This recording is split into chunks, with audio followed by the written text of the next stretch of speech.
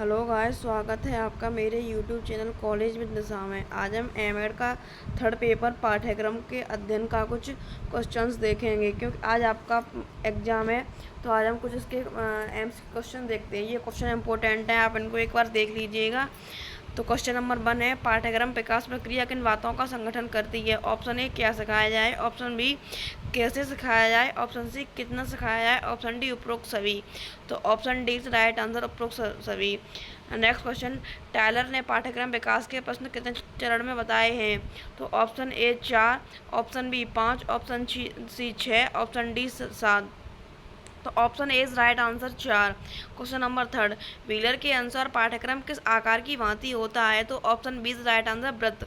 Wheeler के अनुसार पाठ्यक्रम वृत्त के आकार की भांति होता है। नेक्स्ट क्वेश्चन, केर के अनुसार पाठ्यक्रम किस प्रकार का समुच्चय है। तो विकास क्रियाओं का, निर्णयों का, यानी उपयुक्त दोनों का। Option C is right answer. एक पाठ्यक्रम विकासकर्ता विकास के लिए कितने चरणों का प्रयोग करता है। Option A 10। Option A is right answer 10। Question number 6, उद्देश्यों को चयन करने के उत्तरदायी कारक कौन से होते हैं। संस्कृति का विश्लेषण, अधिगमकर्ता का वर्तमान स्तर, विषय सामग्री के विषय में हमारे ज्ञान की स्थिति, उपरोक्त सभी। तो option D is right answer, उपरोक्त सभी। विषय वस्तु के चयन हेतु किन बिंदुओं का ध्यान रखा जाता है। तो ऑप्शन डी, उपरोक्त सभी का। एक अच्छे संगठन की सामान्य आवश्यकताएं कौन सी हैं। ऑप्शन सी, उपयुक्त दोनों।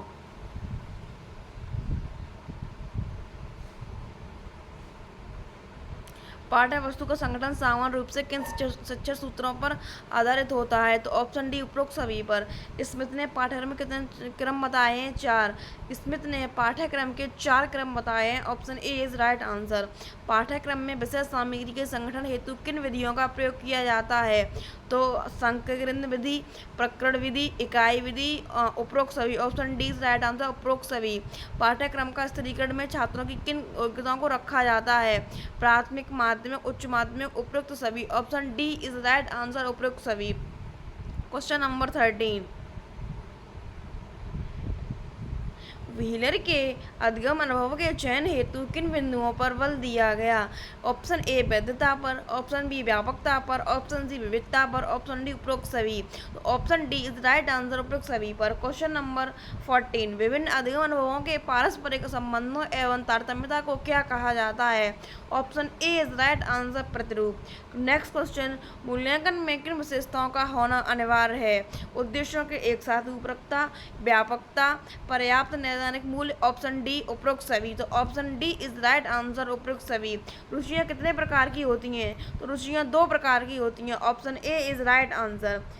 पाठ्यक्रम के अंतर्गत किन कमियों को रखा जाता है। उपयुक्त सभी। Option D is right answer. Kothari आयोग ने पाठ्यक्रम संबंधी किन सुझावों को बल दिया।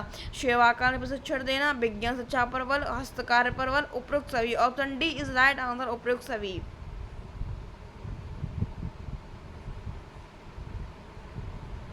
पाठ्यक्रम मूल्यांकन प्रक्रिया को प्रभावी बनाने हेतु किन उद्देश्यों को प्राप्त किया जाना चाहिए। तात्कालिक उद्देश्यों को, दीर्घकालीन उद्देश्यों को। ऑप्शन सी, उपयुक्त दोनों को। Option C is right answer, उपयुक्त दोनों को। नेक्स्ट क्वेश्चन, विद्यार्थी स्रोत कौन कौन से होते हैं। तो विद्यार्थी स्रोत कोर्स का मूल्यांकन, प्रायोगिक शिक्षण का मूल्यांकन, विद्यार्थी दत्तकार पोर्टफोलियो, उपयुक्त सभी। Option D is right answer, उपयुक्त सभी। अधिगम किसे कहते हैं। नई चीज के बारे में जानना, ज्ञान प्राप्त करना। ऑप्शन सी, उपयुक्त दोनों। अधिगम एक लर्निंग होता है। अधिगम मतलब हम कोई भी नई चीज़ जानते हैं, ज्ञान प्राप्त करते हैं, वही अधिगम है।